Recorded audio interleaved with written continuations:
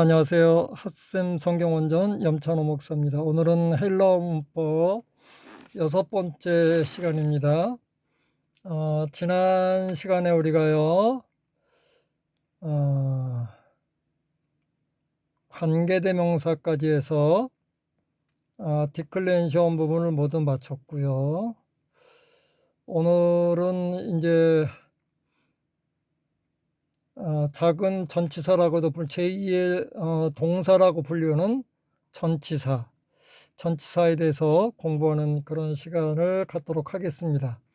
그래서 이렇게 전치사가 이제 명사와 결합해서 어떤 문법을 형성하기 때문에 이 전치사까지 해서 디클레이션 부분으로 우리가 정하고요. 그렇게 생각한다면 오늘 아마 요거 바로 끝나고 컨주게이션, 즉 동사 영역으로 넘어가려고 합니다. 여러분들은 아마 40% 이상의 헬라어 문법을 이미 진행한 것이라고 생각하시면 되겠습니다. 자, 전치사가 뭐냐? 전치사란 명사 앞에 위치하여 하나의 구를 이루는 말인데, 명사의 위치, 운동 또는 방향을 나타내는 역할을 하고요. 그 다음에 명사와 함께 이렇게 묶여서 동사를 수식하면 이 동사의 때나 방법이나 도구나, 그 다음에 일어난 장소나 공간 등을 나타내는 그런 역할을 합니다. 그러니까 전치사가 명사와 합쳐져서 동사를 수식하면 이런 거를 나타내고요. 명사를 수식하는 형용사 역할을 하기도 하고요. 때로는 보호 역할을 하기도 합니다. 주격보호. 그러나 주어로는 쓰이지 않죠. 주격보호로는 가끔가다 쓰입니다. 이런 역할들을 하는데 헬라어에서는 거의 이 주격보호 역할도 안 하고 거의 대부분은 이 두 가지 의미, 그러니까 형용사나 혹은 부사로 쓰이는 역할을 하죠. 이렇게 묶여서 일반적으로 전치사 플러스 속격명사는 분리의 개념, 즉 이격명사죠. 속격이나 탈격. 그 다음에 전치사 플러스 삼격명사는 정지상태. 그 다음에 전치사 이렇게 하면 여기 이제 위치가 되겠죠. 거의 위치를 많이 나타냅니다. 그 다음에 전치사 플러스 대격명사는 운동 방향의 개념을 나타내요. 그래서 때로는 목적을 나타내기도 하고요. 원인을 나타내기도 합니다. 자, 자주 쓰이는 전치사 몇 개만 살펴보도록 하겠습니다. 아포, 에크. 요거 뒤에 있는 거는 뒤에 오는 명사가 모음일 때 크가 크스로 바뀌고요. 그 다음에 에이스, 프로스, 에피, 휘포, 아나카타, 페리, 히페르, 파라, 디아, 메타. 디아는 두 개죠, 메타고.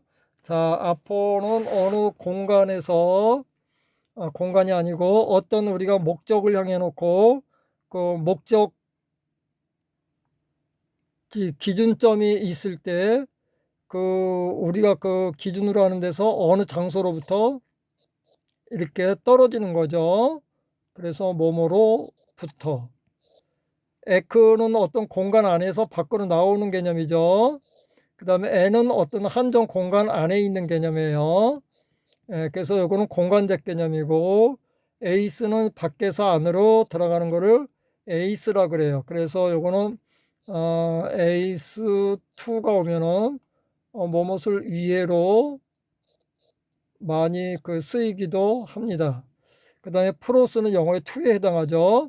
목적을 향해서 이렇게 움직이는 거죠. 그 다음에 에피는 어떤 공간이 아니고 어떤 표면 위에 위치해 있는 거를 이렇게 말하기도 합니다. 대체적으로 뭐뭐 위에라고 하지만 꼭 위에만은 아니고요. 어떤 표면에 붙어 있는 것은 에피로 표현을 합니다. 그 다음에 히포는 뭐뭐 밑에라는 의미고요. 아나는 어떤 기준점이 있을 때 위로 운동 방향이 있는 거죠. 움직임을 나타내죠. 카타는 아나의 반대입니다. 페리는 뭐뭐 주위에. 히페르는 뭐뭐를 초월하여 어떤 기준점보다는 훨씬 높이 이렇게 위치해 있는 거. 그 다음에 파라, 뭐뭐 곁에. 디아가 이격 명사를 받아서 통하여 과정이죠. 동사의 과정. 그 다음에 디아의 사격 명사가 오면 동사의 이유. 그래서 때문에를 나타내고요. 메타가 이격 명사가 오면은 뭐뭐와 함께. 사격 명사가 오면 뭐뭐 후에. 이런 느낌이 오죠. 여기가 이제 가장 많이 쓰이는 전치사들이고요. 그러나 우리가 성경을 읽다 보면 굉장히 긴 그런 전치사들도 있어요. 뭐 에너피온 같은 거 뭐뭐 앞에 뭐 그런데 굉장히 길죠.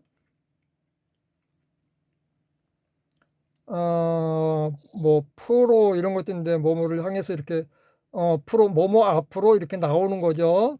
이렇게 돌출되어 나오는 거. 여기 지금 해당되지 않는 전치사들 성경에 많이 나오는 또 전치사들 많이 있습니다. 대체적으로 이런 것들이 많이 나온다. 이 정도로 아시면 되겠습니다. 그리고 여기 있는 전치사들은 하도 많이 나오니까요. 좀 개념하고 조금 이렇게 숙지를 해주셨으면 좋겠습니다. 그 다음에 이제 전치사의 모음이 이렇게 이거는 모음으로 끝나는데 또 모음이 오잖아요. 그러면 요거는 모음이 탈락하면서 이런 형태로 바뀝니다. 그 다음에 이제 뒤에 강기식이 오면은 요거는 프로 바뀝니다. 예, P가 P로 바뀝니다. 그래서 아포히민인데 아포히민으로 안 쓰고 아프히민 이렇게 쓰죠. 이렇게 강기식이 나올 때. 그 다음에 요거는 크스로 바뀝니다. 그래서 에크엠인데 여기 모음이 오면은 X로 바뀌어요. 예, 이 정도만 여러분들이 아시면 되겠습니다. 그 다음에 전치사 구에 대해서 하겠는데 구가 뭐냐? 구라는 거 아셔야죠. 가끔가다 이제 모르는 분들이 있어서 다시 한번 설명하고 지나갑니다. 구라고 하는 것은 두 개 이상의 단어가 모여서 다시 하나의 개념을 형성하는 문구 이렇게 보시면 되겠죠. 꼭 두 개만이 아니고 두 개 이상의 단어가 모여서 형성하는 문구인데 여기에는 동사가 없는 것이 특징입니다. 그런 걸 구라 그래요. 우리가 뭐 구문, 구절 뭐 그러잖아요. 그럴 때 그 구자입니다. 그런데 이 전치사 구는 자주 간사와 함께 형용사처럼 사용된다. 자, 예를 들면 이런 겁니다. 이제 수식적 용법. 자, 형용사는 명사 수식 혹은 서술인데 전치사구에서 서술은 거의 안 쓰이고요. 그 다음에 독립적 용법으로 쓰여서 뭐뭐 하는 것 이렇게도 쓰이죠. 자, 한번 용례를 보겠습니다. 호이 마세타이 제자죠. 호이니까 제자들이네요. 주격이니까 제자들은 그러네요. 그런데 여기 엔테 에클레시아에서 전치사구가 나왔네요. 여기 명사죠. 여기 전치사죠. 예, 이게 이렇게 합쳐진 겁니다. 그럴 때 여러분들이 요거를 한 단어 한 단어를 읽으시면 안 되고요. 이렇게 딱 요거를 하나의 개념으로 하고 요 호의는 요거를 이렇게 형용사 역할한다. 이렇게 읽으시면 되겠어요. 왜냐하면 형용사는 명사를 꾸밀 때 자기가 수식하는 명사에 같은 성수격을 취하죠. 그러니까 이거 호의를 입은 거예요. 이게 호의니까요. 그래서 그 교회 안에 있는 그 제자들 이런 뜻이 되겠죠. 그런데 요건 순서만 바뀌었죠. 자, 혼서만 바뀌고 호의가 앞에 왔어요. 그러면은 이 형용사 역할을 하는 전치사구 앞에 호의가 왔으니까 수식을 하겠죠. 그럼 명사 수식을 하겠죠. 이렇게 되는 거예요. 그래서 그 교회 안에 있는 제자들 이런 의미가 되는 거고요. 그 다음에 독립조 용법인데 요거는 뭐냐면은 이렇게 하고 관사가 왔으니까 명사를 꾸며줘야 되는데 꾸며줄 명사가 안 보이고 뒤에도 없어요. 그럴 때 요거는 자기 스스로 어떤 의미를 나타내죠. 그럴 때 요게 남성 복수 일격이니까 그 교회 안에 있는 사람들은 이런 의미를 갖겠죠. 그 다음에 이제 속격이라고 있는 건데 여기 보세요. 투 키리우예요. 이건 전치사하고는 상관없는 건데 이게 마치 전치사처럼 역할을 해요. 속격이잖아요. 그럼 이건 주님의인데 소유의 의미가 살아 있어요. 그래서 뭐뭐의 그러니까 마치 어부니까 이것도 일종의 전치사니까. 그런데 여기 호가 있어요. 이거는 원래는 호스죠. 그죠? 근데 이게 이제 탈락된 거죠. 그러니까 남성 단수 주격이에요. 관사. 그러면 그 주님의 사람은 이렇게 되겠죠. 그래서 이게 전치사처럼 그 속격이랑 자체가 왜냐하면 그 이게 전치사의 의미를 갖기 때문에 그래요. 그래서 주님의 사람은 주님의 남자는 뭐 이런 의미가 되겠죠. 예, 그렇게 설명을 하겠고요. 그 다음에 요거는 아까 배웠던 전치사 개념을 조금 더 그림을 보면서 설명을 하도록 하겠습니다. 먼저 어떤 우리가 기준으로 생각하는 한정된 공간이 이렇게 있어요. 그 입체적으로 그 공간 안에를 설명할 땐 n으로 설명을 하죠. 조금 더 키울까요? 예, 안 나오는 게 있어서 움직이면서 하겠습니다. 조금 키워놓고요. 그 다음에 어떤 기준점에서 위로 올라갈 때 아나라고 하고요. 반대로 떨어질 때 디아가 아니라 카타입니다. 카타고 그 다음에 자 일단 공간 밖에서 안으로 들어와요. 그걸 에이스라 그래요. 그래서 여기 아까도 했지만 에이스 토 하고 명사가 오면은 뭐뭐를 위해 이렇게도 많이 쓰여요. 그 다음에 반대 방향 에크 요거는 뭐를 많이 나타내면 출신, 출생, 고향, 출처 어디로부터 시작됐느냐 기원 요런 거를 나타나죠. 에크는요. 그래서 요한일서에 보면 요한이 에크투세우라고 하는 말을 많이 쓰죠. 세우. 그 다음에 비교해서 에크투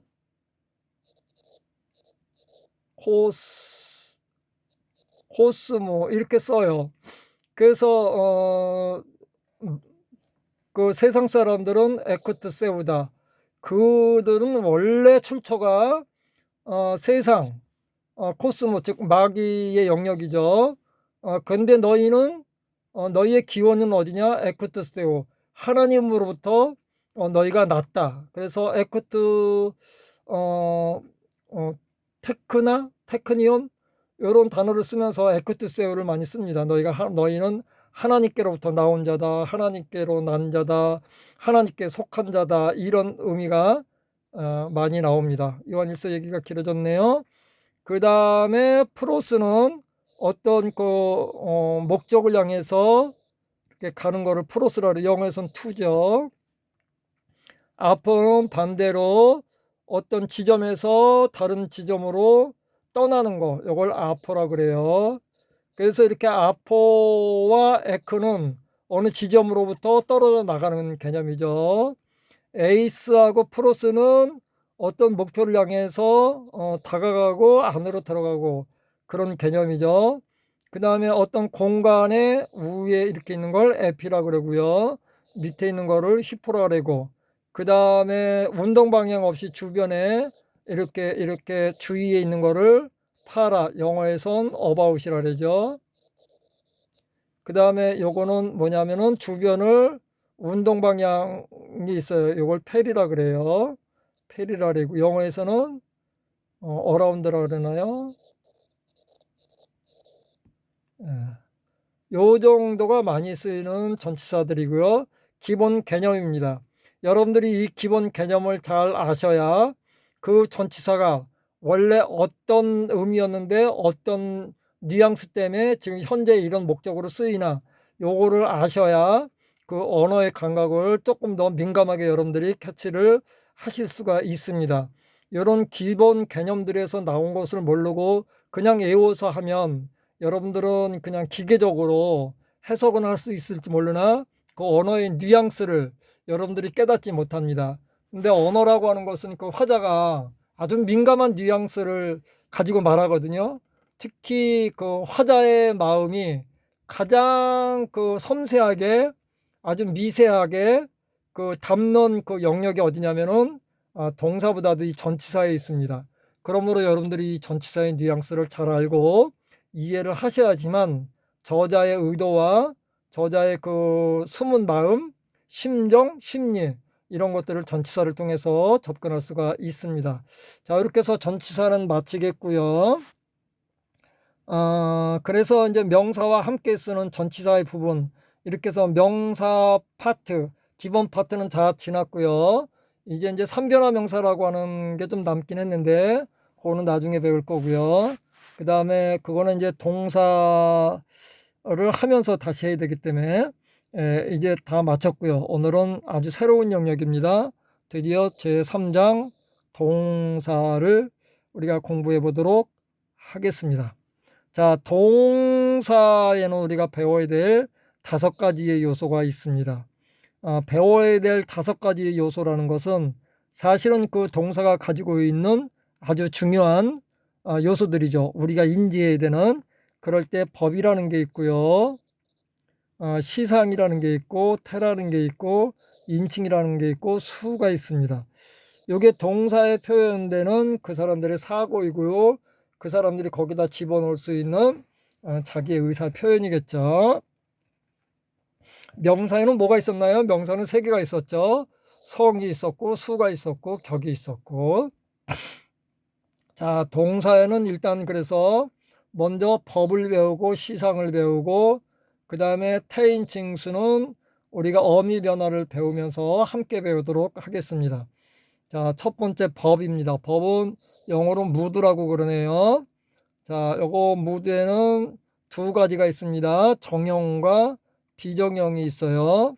근데 우리가 많이 배우는 거는, 또 성경에 많이 나오는 거는, 자, 이 정형에서 직설법하고, 물론 가정법도 많이 나옵니다. 명령법도 많이 나오고, 그 다음에는 이 비정형, 부정사와 분사가 비중이 꽤 있습니다. 자, 정형에는 뭐가 있냐면 지금 제가 잠깐 읽어드렸지만 직설법이라는 게 있고, 가정법이라는 게 있고, 희구법이라는 게 있고, 명령법이라는 게 있습니다.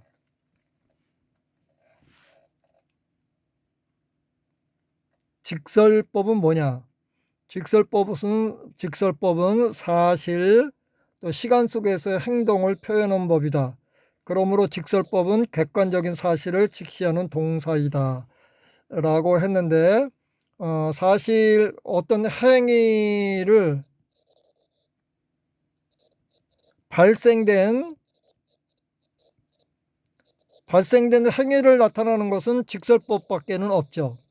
그 다음에 가정법은 발생되지 않았지만 추정을 하거나 추측을 하거나 아니면 가정을 하는 거죠.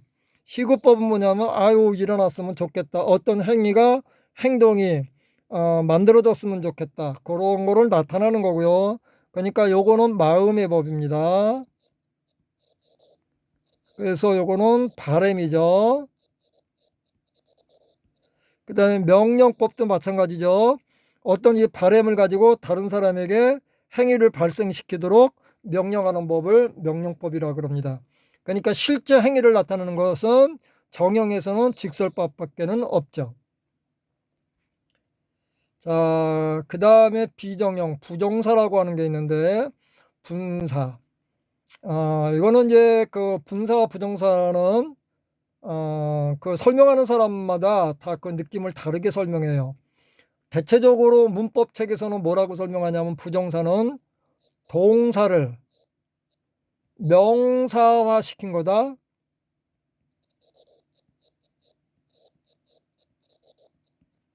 이렇게 설명해요. 그 영어에서는 뭐냐면 뭐뭐 하기죠. 혹은 뭐뭐 하는 것. 뭐 요 정도로 되겠는데 꼭 그렇지만은 않고요. 실질적으로 성경에서도 이제 이 부정사가 여러 가지 의미로 쓰이는데 제가 다시 설명하면 동사가 있는데 이 동사의 개념과 느낌을 그대로 가지고 문장 안에서 역할, 그 기능을 확대하기 위해서, 그러니까 다용도로 쓰기 위해서 그 행태를 조금 바꾸는 말을 우리가 부정사라고 합니다. 그러나 대표적으로 명사의 형태를 많이 띠기 때문에 동사를 명사처럼 만든 게 부정사다. 이렇게 보통 문법책이나 또 설명하는 사람들은 그렇게 합니다. 왜냐하면 부정사가 꼭 명사로만 쓰이지는 않기 때문에 제가 이런 말씀을 드리는 겁니다. 자, 그러면 주로 부정사는 문장 안에서 어떤 역할을 하느냐? 문장 안에서 부정사는 일단은 명사로도 쓰여요. 그 다음에 형용사 역할도 하고요. 그 다음에 다른 동사를 수식해서 부사로 쓰이는데 이럴 때 이유, 원인, 목적, 결과 뭐 이런 것들을 나타냅니다. 그렇게 아시고요. 그 다음에 분사를 배우겠습니다. 분사. 자, 분사는 그럼 뭐냐? 분사는 동사의 개념, 그 다음에 느낌을 가지고 버리는 게 아니에요. 가지고 이건 주로 형용사로 사용하기 위해서, 즉 용도를 형용사로 바꾸기 위해서 조금 그 용도를 바꾼 그런 말이 되겠죠. 아까는 주로 명사로, 요거는 형용사로. 그래서 분사는 형용사적 느낌이 굉장히 강합니다. 그런데 동사의 느낌이 있죠. 그래서 요거는 분사는 주로 어떻게 쓰이냐면은 명사를 수식하죠. 첫 번째. 두 번째는 독립조용법으로도 써요. 그 다음에 세 번째는 부사로 쓰이는데 동사를 수식하면 여기서 이유, 요걸 뭐라 그러냐면 우리가 분사 구문이라 그래요. 그 다음에 이거를 이제 한정적, 그 서술정법이라 그러는데 이유, 원인, 목적, 그 다음에 동시, 부대 상황, 그 다음에 양보 등등을 나타내죠. 분사구문. 동사를 수식하면. 예, 그렇습니다. 그 다음에 요거는 그냥 동사처럼 쓰이기도 하는데 만약에 동사를 대체했다면 임박한 미래나 아니면 생생한 표현을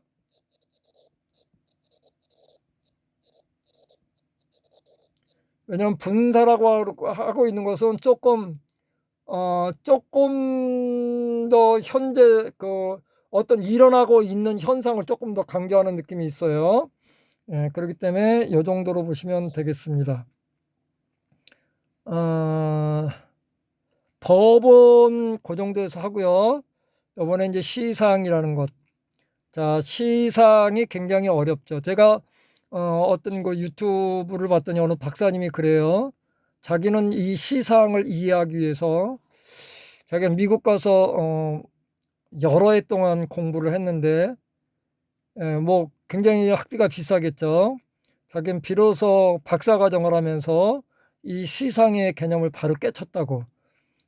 그러면서 그 사람이 어려움을 토로하는 게 뭐냐면 그 사람은 계속 이거를 시제의 관점에서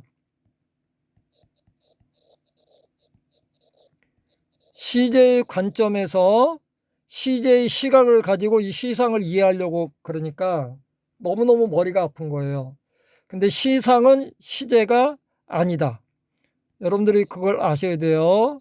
시상은 시제가 아니다. 그럼 시상은 뭐고 시제는 뭐냐? 시제는 동사가 발생한 시점, 즉 시간에 관점이 있는 거고요. 시상은 그게 아니고 여기 상도 나왔지만 이건 모양상자거든요.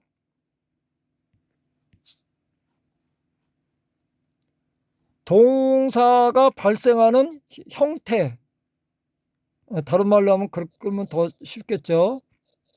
형태, 모양, 이게 모양상이니까요. 그래서 조금 다른 거예요. 그러면 왜 시상으로 표현하냐면 우리가 물질의 세계, 한정된 우리가 살고 있는 시대는 시간이라는 게 굉장히 중요하지만 영의 세계, 그 다음에 무형의 세계,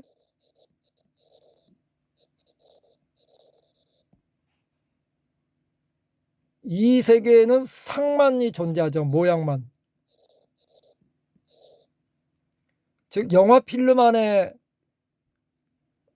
시간이 있습니까? 돌리면 언제든지 그거는 그냥 상으로 나타나죠. 똑같은 겁니다. 그렇게 하고요. 그래서 그 천국에, 즉 하나님의 나라에는 상만 존재합니다. 그래서 히브리어는 심지어 완료와 미완료만 있죠. 요것도 상입니다. 이게 또 시간이 아니에요. 자꾸 시간으로 우리가 지금 현재 시간의 그 한계 안에 살기 때문에 완료는 자꾸 과거로, 미완료는 자꾸 미래로, 기본적으로 우리가 해석을 하지만 이 시간이 아닙니다. 말 그대로 완료는 그 행위가 완료됐느냐 아니면 아직도 계속 진행 중이냐. 히브리 사람들은 이거 두 개밖에 없습니다. 왜냐하면 하나님은 어떤 동작을 발생시키신 즉 계속 아직 진행하고 있는 과정이냐 아니면은 이미 하나님께서 완료시켰느냐, 이 두 가지의 개념밖에 없었기 때문에 특히 히브리어는 이 완료와 미완료밖에는 없는 거예요. 자, 그럼 상이 뭐냐? 시상에 대해서 조금 더 설명을 하겠습니다. 시상에는 발생이라는 상이 있고 진행이라는 상이 있고 그 다음에 완료라는 상이 있습니다. 자, 발생은 일단 단순 발생, 발생 사실만을 말해요. 그것이 일어났느냐 안 일어났느냐, 그거만 얘기하고요. 그래서 이걸 시발이라고 그러고요. 요거는 우리가 문법에서 부정과거 혹은 단순과거 이렇게 우리가 문법 시간에 배웁니다. 그 다음에 그래서 요거는 그냥 어떤 사건이 일어난 거 그런 모양만 행위 발생 그것만 말하는 거죠. 그다음에 진행은 뭐냐면 어떤 행위가 계속 진행되고 있는 모습이에요. 아직 동작이 완전히 드러나지 않았어요. 계속 동작이 일어나고 있는 모습을 우리가 진행이라 그래서 이거는 행위의 지속. 그 다음에 완료. 완료는 행위가 이미 완료됐어요. 행위가 끝났어요. 그런데 그 행위의 동작의 결과가 지금도 지속되고 있어요. 즉 효력을 발생하고 있어요. 요것을 완료라고 그래요. 자, 그래서 요거를 다시 한번 나눠보면, 자, 발생은 진행, 완료. 우리가 이게 세 가지를 배웠는데 이 세 가지는 다시 현재 발생이 있고 과거 발생이 있고 미래 발생이 있겠죠. 요거는 그냥 추정이나 추측이 되겠죠. 혹은 바람이 되겠죠.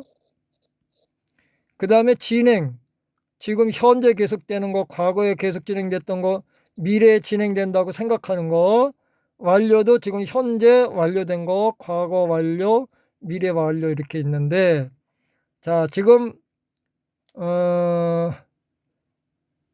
우리 문법 쪽에서는 현재 발생과 현재 진행을 현재라고 하는 시상으로 우리가 공부합니다. 그 다음에 요거 과거 발생, 단순 발생, 요거를 우리가 단순 발생, 단순 요거를 우리가 과거라고 그러죠. 혹은 부정과거. 그 다음에 요거를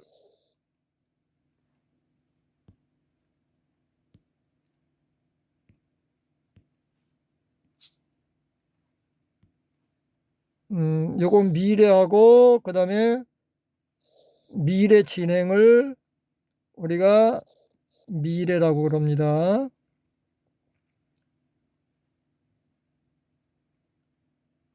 그 다음에 요거 과거 진행이라는 거 있어요.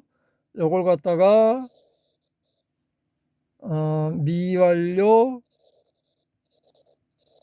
과거 혹은 과거 진행이다 이렇게 하는데 문법책에서는 미완료로 나오죠. 그래서 우리가 현재는 이거를 묶어서 현재 그 다음에 단순 과거 혹은 부정 과거 미래 미완료 과거 이렇게 네 가지로 우리가 공부를 합니다. 자, 1번 현재, 2번 부가, 3번 미래, 4번 미완료 이렇게 되는데 실질적으로 우리가 시상표에서는 또 바꿔야 되겠네요. 자, 1번 현재, 2번이 미래, 3번이 미완료, 4번이 단순과거, 부정과거 이렇게 네 개의 표로다가 우리가 동사를 진행할 겁니다.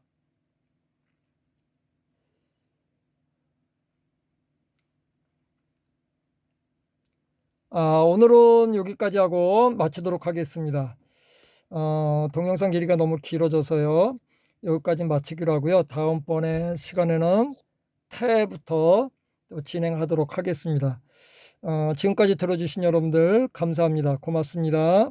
그리고 한 주간 동안 또 여러분들 하나님을 잘 섬기시면서 하나님께서 여러분들에게 부어주시는 놀라운 은혜와 축복 가운데 사시기를 간절히 기도합니다. 감사합니다.